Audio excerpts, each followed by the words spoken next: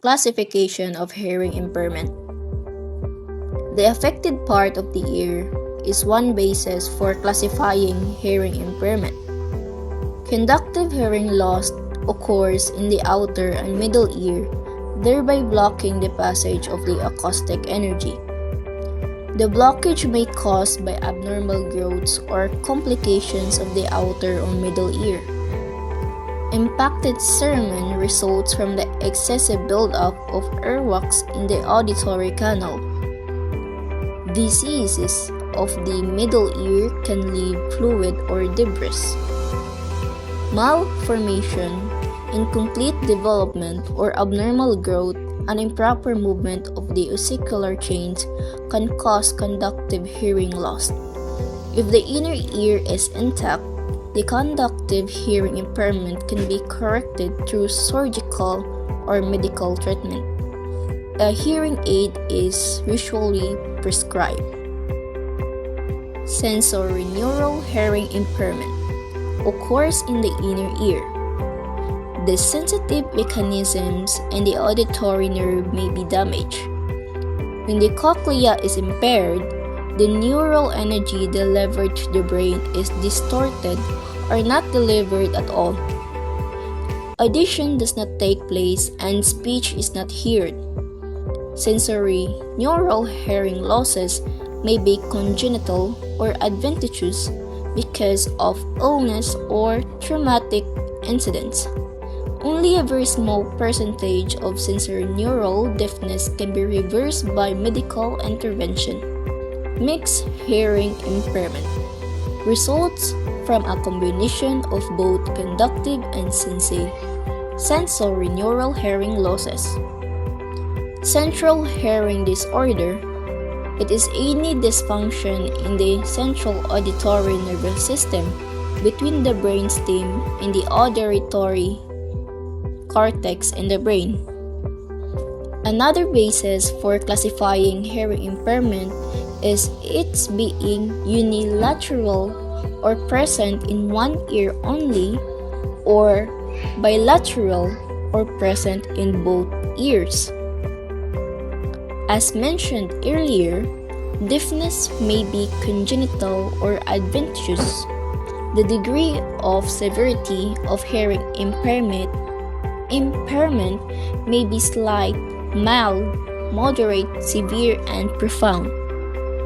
Sound is measured in decibels or dB, or units that describe its intensity, that is, loudness or softness.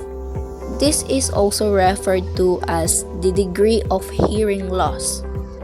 It is based on how loud sounds need to be for you to hear them. The term dBHL describes your hearing loss in decibels. 0 dB represents the softest or faintest sounds that a person with a normal hearing can hear. 0 dB is also called zero hearing threshold, or HTL, or audiometric zero. Larger dB, it is numbers represent louder sounds. 5 severity of hearing loss and resulting impairments. First, slight, with 27 to 40 dBcell. Resulting impairments are faint sounds and distant conversations are difficult to hear. But with a hearing aid, the student can attend regular school. Second, mild, with 41 to 55 dBcell.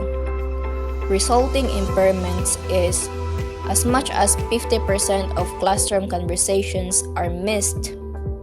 Limited vocabulary and speech difficulties may result. Third, moderate, with 56 to 70 dBcell.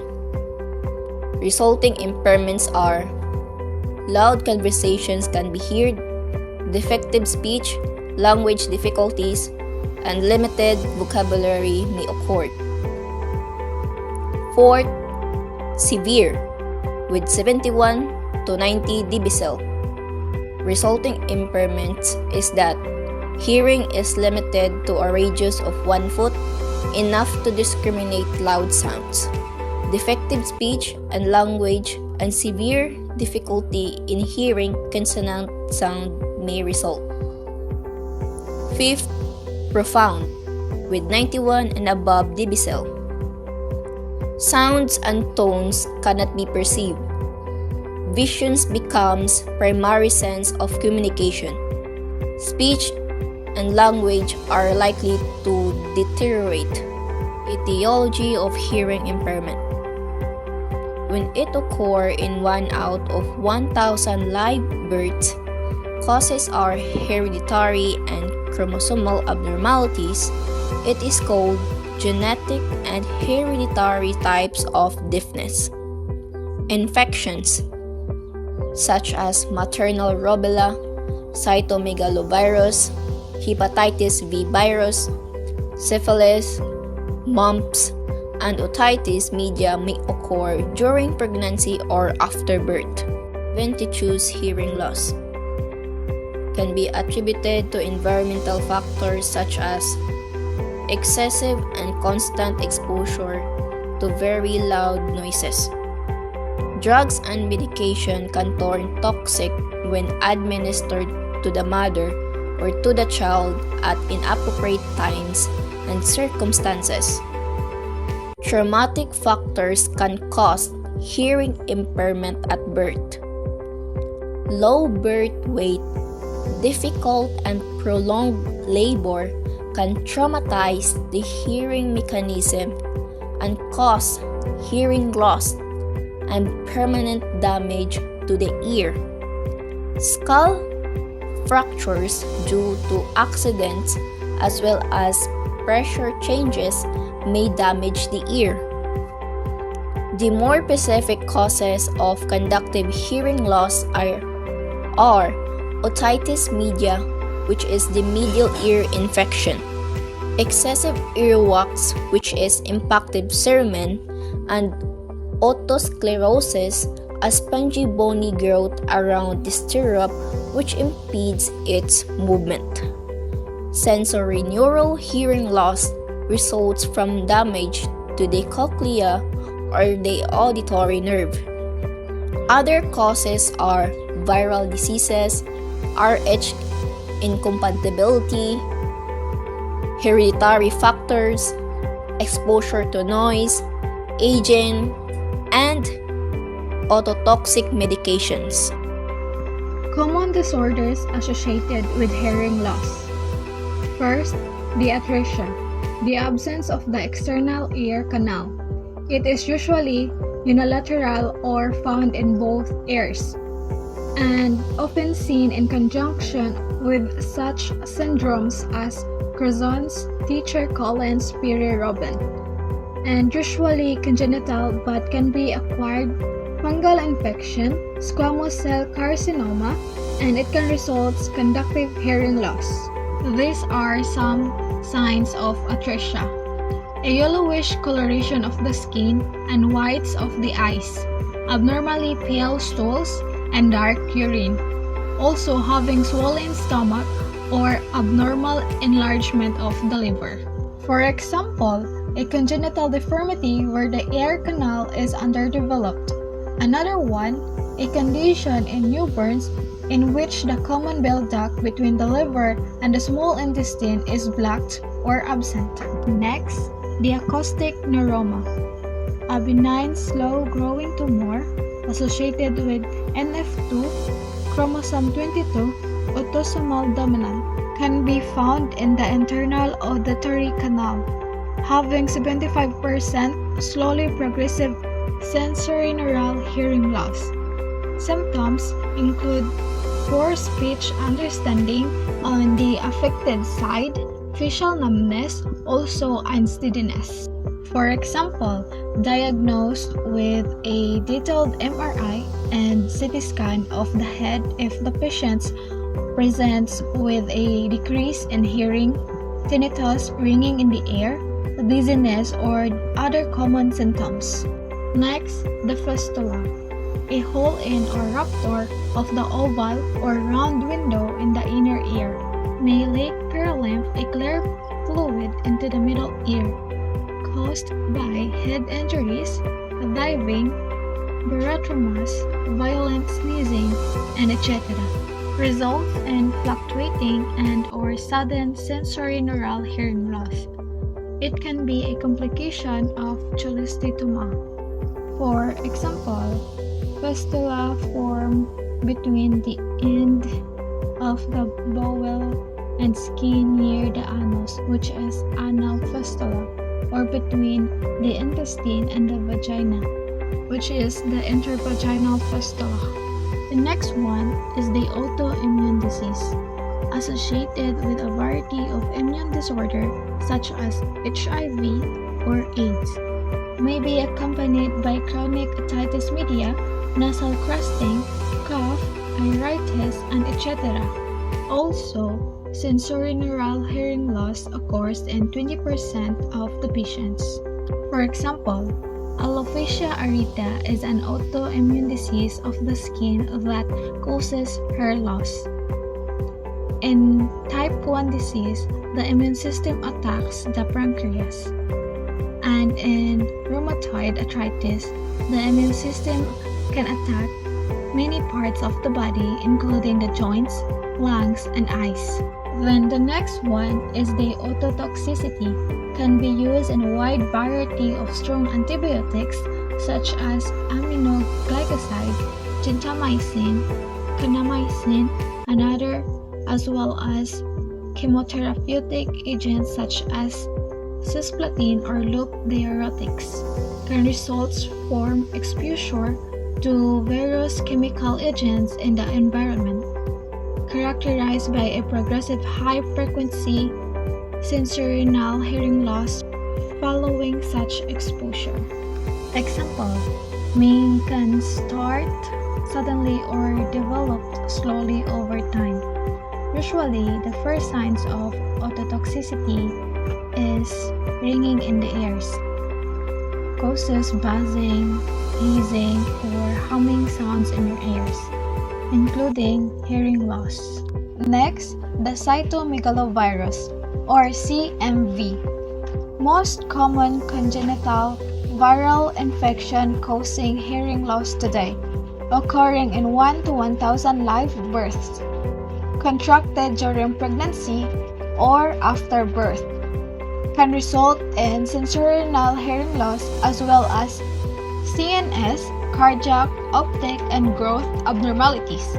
Symptoms may not be appeared at birth, with onset at about 18 months, and progressive rapidly during the first year. Once you have the virus, it stays in your body for the rest of your life. Your immune system usually controls the virus, and most people do not realize they have it. It can affect virtually any organ of the human body. The most common organs include the blood, brain, colon, eye, heart, kidney, liver, lung, and stomach. Next, meningitis. A neonatal infection can be viral or bacterial. Most common cause of acquired sensorineural hearing loss. Hearing loss can range from mild to profound and may be progressive. Symptoms may include headache, neck stiffness, photophobia, and suppurative otitis media. And one of the examples of bacterial meningitis is the Streptococcus pneumonia. This bacterium is the most common cause of the bacterial meningitis in infant, young children, and adults. It more commonly causes pneumonia, or ear or sinus infection. Next, the Down syndrome. Congenital chromosomal abnormality, trisomy 21, and 30% of the children have sensorineural hearing loss. Also, most have poor Eustachian tube functions, resulting in chronic middle ear disease with associated conductive fluctuant hearing loss. And people with Down syndrome usually have an IQ, a measure of intelligence, and mildly to moderately lower range and are slower to speak than other children. Some common physical features of Down syndrome include a flattened face, especially the bridge of the nose, almond-shaped eyes that slant up, This disorder caused when abnormal cell division results in an extra full or partial copy of chromosome 21. And specific challenges with attention span, verbal memory, and expressive communication, behavioral problems such as stubbornness, impulsivity, and temper tantrums. And the next, the cholesteatoma, a benign growth of slow-growing skin tissue in the middle ear, usually caused by recurring otitis media and negative middle ear pressure. Associated hearing loss is usually conductive, but may be sensorineural depending on the location of the growth. Symptoms may include ear dryness, coldness, dizziness, facial weakness, and recurring middle ear infection. And the most common type of cholesteatoma are the pars flaccida and the posterior-superior quadrant of the pars tensa, which corresponds to the weaker areas of the tympanic membrane lamina propria. Next is the Waardenburg syndrome, a autosomal hereditary dominant disorder. It has 20% white forelock, 99% have increased distance between the eyes, 45% have irises of different colors.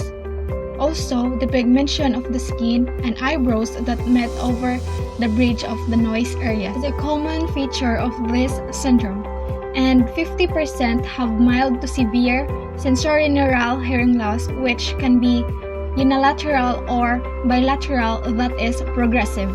This syndrome is a group of genetic conditions that can cause hearing loss and changes in coloring pigmentation of the hair, skin, and eyes. Although most people with Waardenburg syndrome have normal hearing, moderate to profound hearing loss can occur in one or both ears. Next is the Usher syndrome, a autosomal recessive disorder.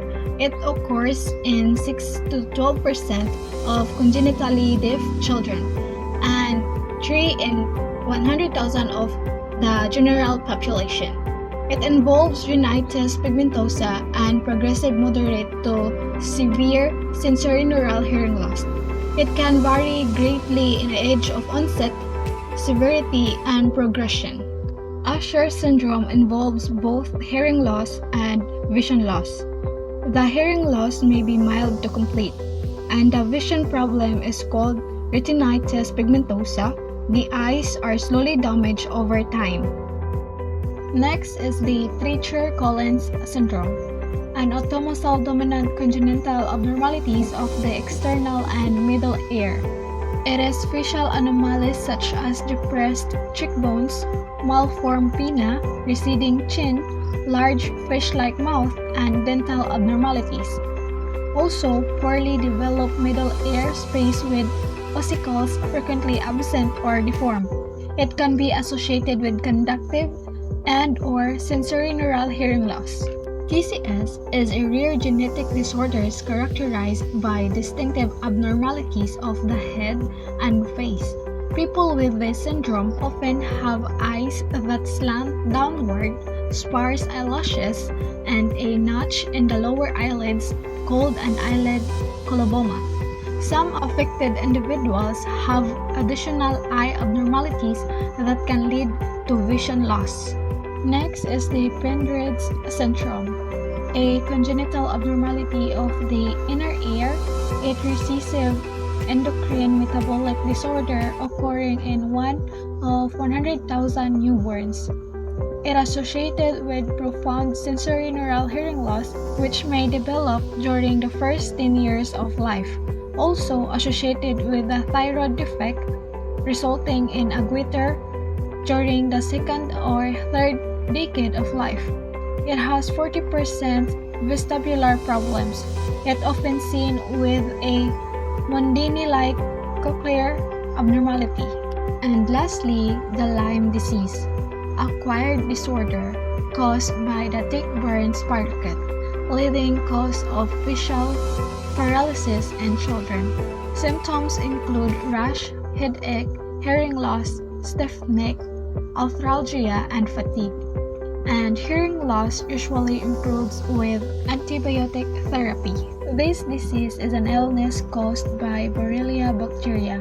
Humans usually get this from the bite of a tick carrying the bacteria. These are the characteristics of person with hearing impairment. 1. Cups hand behind the ear, cocks ear tilts head at an angle to catch sounds. 2. Has strained or blank facial expression when listening or talking to. 3. Pay attention to vibration or vibrating devices. 4. Moves closer to the speaker and watches the face, especially the mouth and the lips of the speaker when talking to.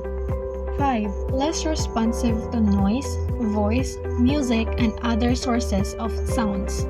6. Uses more natural gestures, signs, and movements to express self. 7. Shows marked imitativeness to work and play. 8. Often fails to respond to oral questions. 9. Often asks for repetition for questions and statements. 10. Often unable to follow oral directions and instructions. 11. Has difficulty associating concrete with abstract ideas. 12. Has poor general learning performance. These studies shows that the educational achievement of students with hearing impairment is 3 to 4 below at the age-appropriate levels of their hearing peers. Appropriate special education curriculum, instructional strategies, and support services help reduce the lags in acquiring the skills in the basic elementary curriculum. A person who has mild hearing loss has a good amount of residual hearing to learn the skills in the curriculum. The deaf person complains that hearing aids amplify sounds but do not necessarily make them clear and intelligible. Social-emotional development follows the same stage among children with hearing impairments. However, a lack of communication skills hampers socialization and interaction with hearing persons. The situation forces persons with hearing impairments to stay in each other's company, giving rise to a culture of deafness. As the children mature, the demand for the use of speech grows and catching up becomes almost impossible, isolating them farther from the mainstream of society. The inclusion of socialization activities in the curriculum and mainstreaming deaf children in regular classes increase the opportunity for socio-emotional development. Likewise, hearing students learn to accept those with hearing impairment as their peers. Identification and assessment of children with hearing impairment. Early identification of hearing impairment increases the chances for the child to receive early treatment and special education intervention. The assessment program includes an audiological evaluation, a test of mental ability, and a test of communication ability. Audiological evaluation is the science of testing and evaluating hearing ability to detect and describe hearing impairments. Audiological evaluation is done by an audiologist through the use of sophisticated instruments and techniques. The audiometer is an electronic device that generates sounds at different levels of intensity and frequency. The purpose of audiological evaluation is to determine the frequencies of the sounds that a particular person hears. Pure tone audiometry utilizes pure tones in air and bone conduction tests that yield quantitative as well as qualitative descriptions of a child's hearing loss. Another audiometric test is speech audiometry, which uses speech instead of pure tones. So the understanding of speech sounds and the ability to discriminate different speech sounds and their sufficient loudness are also determined. There are alternative audiometric techniques for hearing evaluations such as sound field audiometry, evoke response audiometry, impedance audiometry, play audiometry, operant conditioning audiometry, behavior observation audiometry. Informal hearing tests. Whisper test. Set the child comfortably. Ask him or her to stick the tip of the forefinger in one ear. The tester sits behind the child where the uncovered ear is. After a deep breath, whisper some familiar words that contain high-pitched and low-pitched tones right behind the unblocked ear. The child must be able to repeat the words correctly. Conversational live voice test. Keeping the same position but facing the child. Ask him or her to repeat the words that contain high and low-pitched consonant. Start with a whisper and increase the intensity up to 20 dB, moving away from the child little by little. If the child hears at the distance of 3 to 6 meters, hearing is normal. If the child can repeat the words but the speech is unclear, he or she might be hard of hearing. Ballpen click test. Use a retractable ballpen and place it 1 inch away from the ear. While the other ear is blocked by a finger, press the bottom of the ballpen down and release it. Do it only once. The child indicates that he or she hears the click by either raising one hand or acknowledging it with a yes. Cognitive assessment. The assessment tools that measures intellectual capacity of children with hearing impairment do not rely primarily on verbal abilities.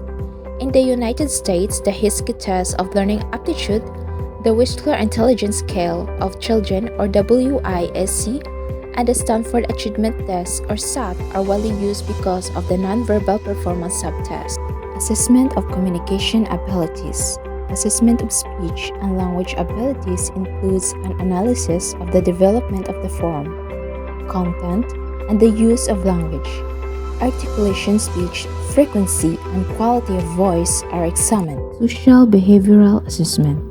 Hearing impairment brings about significant effects on social, emotional, and personality development as a result of the restrictions in interactive experiences and communication activities with their age group.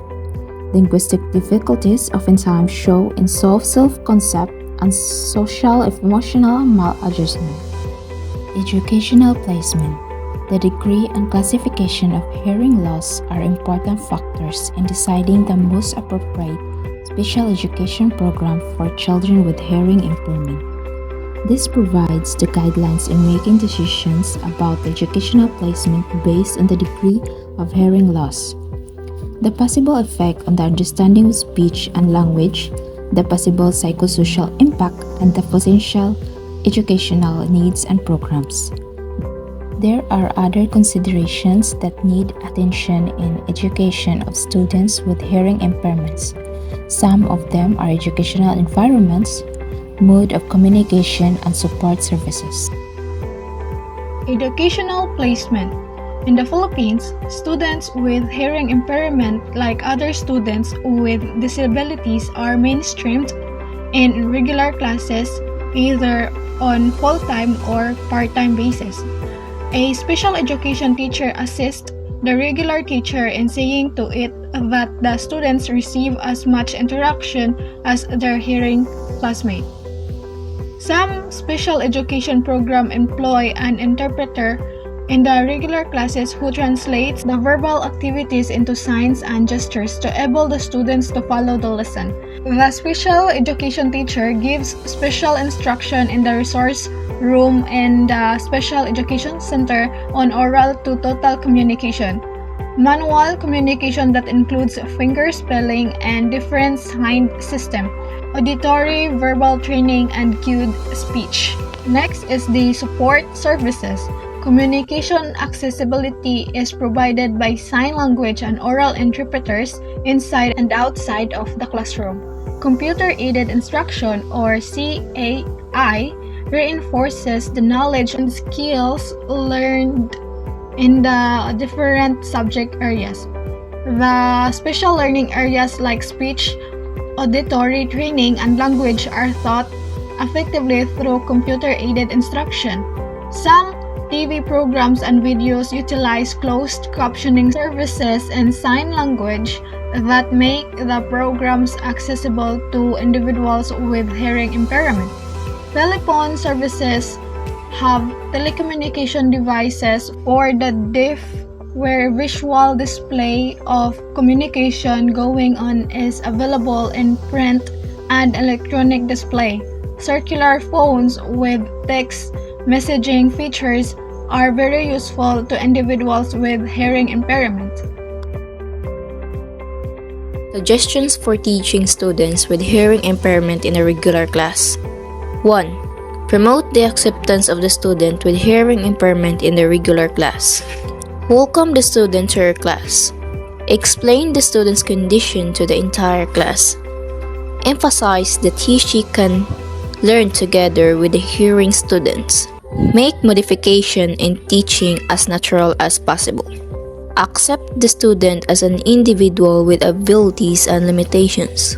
Discuss the student's condition with him or her. 2. Be sure that prescribed hearing aids and other amplification devices are used. Understand and explain to the class that the hearing aid makes not necessarily clear. See to it that the special education teacher check the student's hearing aid or other devices and that they are working properly. Encourage the student to take care of his or her hearing aid and to tell the teacher when it is not functioning properly. Be sure your student has a spare battery at school. Tell the special education teacher or the parents if the student hearing aid is not working properly. 3 educational approaches used when working with students with hearing impairment. 1. Bilingual or bicultural. These use American Sign Language or ASL and to be natural language of the deaf culture and urges recognition of ASL as the primary language choice with English considered a second language.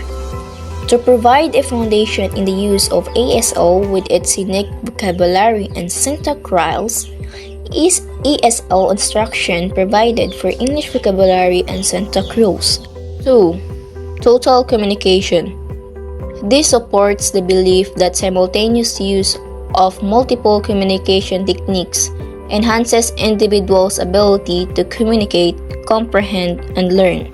The method of communication is combination of sign language which accepts the use of any of the sign language system, finger spelling, and speech reading. Auditory oral. It supports the belief that children with hearing impairments can develop listening or receptive language and oral language expression can be English skills. Emphasizes use of the residual hearing, the level of hearing an individual possesses, amplification, hearing aids, auditory training, and speech language training. It usually uses oral English. Provide preferential seating. Sit the student near the spot where you typically stay when teaching. Set the student where he or she can easily watch your face without straightening to look up.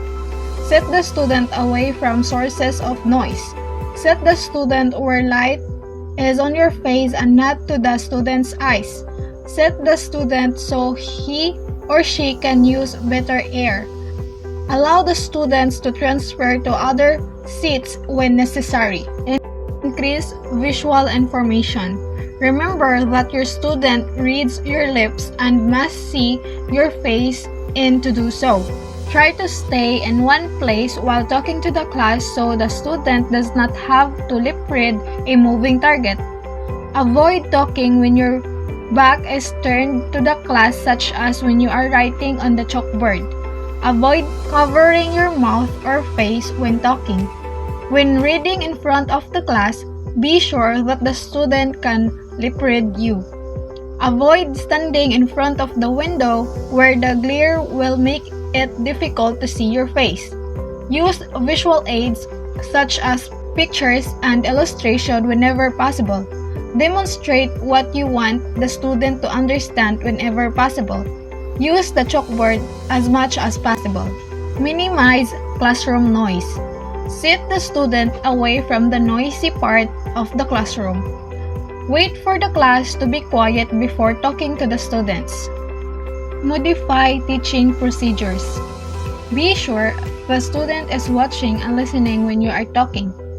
Be sure the student understands what is said by asking him or her to repeat information or answer questions.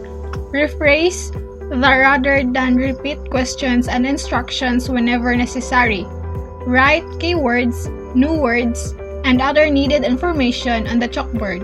Repeat or rephrase things said by other students during classroom discussion.